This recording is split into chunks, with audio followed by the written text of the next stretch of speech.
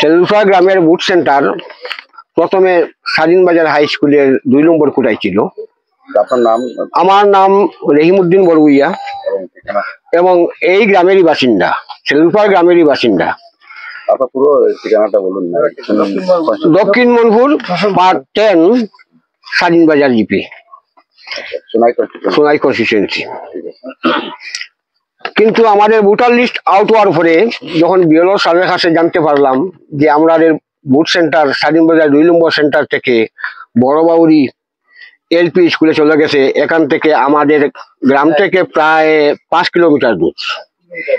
কিন্তু এত দূরে গিয়ে যখন গ্রামের সঙ্গে আলোচনা করলাম, তারা বললেন যে এত দূর গিয়ে আমাদের পক্ষে ভোট দেওয়া সম্ভব নয়।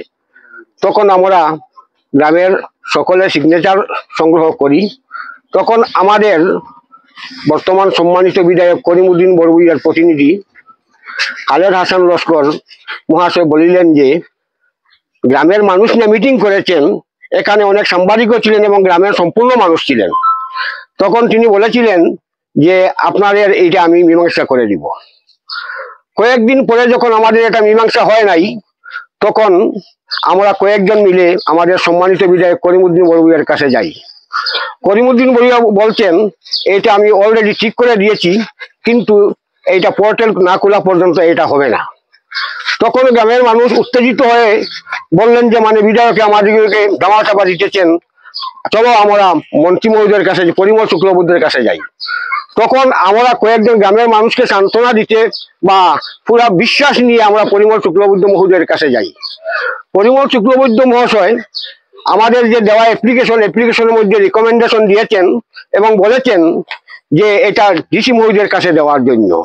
তখন আমাদের গ্রামের এক্স আর্মি অভিরাম সিংহ এবং আমি নিজে আমাদের সম্মানিত ডিসি মহোদয়ের কাছে যাই। ডিসি মহোদয় বলেছেন এই মুহূর্তে এইটা করা মোটেই সম্ভব নয়, তুমি তাই এতদিন কোথায় ছিলে?